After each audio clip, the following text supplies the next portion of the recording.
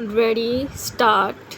It is a justified move on a needless provocation question mark day after the Supreme Court's order in the reserve seat case prompted several PMLN leaders to cast aspersion on senior justice and threaten repercussions if their government was destabilized. A lawmaker from the government benches tabled a bill to neutralize it, where the order had directed the Election Commission of Pakistan to restore the PTI and return its share of reserved seats, the bill,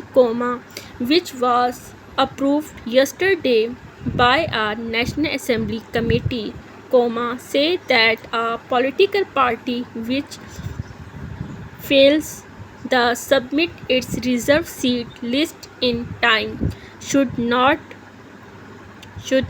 be given any that candidates who do not declare their political affiliation to the returning officer should be considered independent, and that no independent should be considered a candidate of a political party even if they file a statement to this effect at a later stage.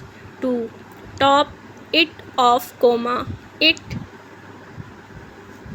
proposed that these amendments should take precedence over any prevailing court orders. Full stop. New para. One must understand the context in which the controversial Feb 8 elections were held while evaluating the government position. The ECP,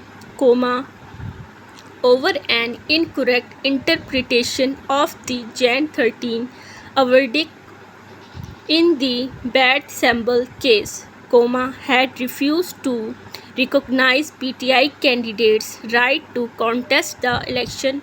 Not only did it take away their sample, it also practically forced them to run as independent. In fact, intents had been reported of ROS refusing to accept nomination papers submitted by those known to be affiliated with the PTI, even if they had failed as independent. It is convenient for the government to make a fuss about the timeline which the PTI missed while ignoring the fact that these issues arose largely because of the decision taken by the ECP. The Supreme Court's recent decision only set right this original sin. Likewise, the ruling parties were not entitled to the two-third majority they were gifted thanks to yet another unlawful decision taken by ECP.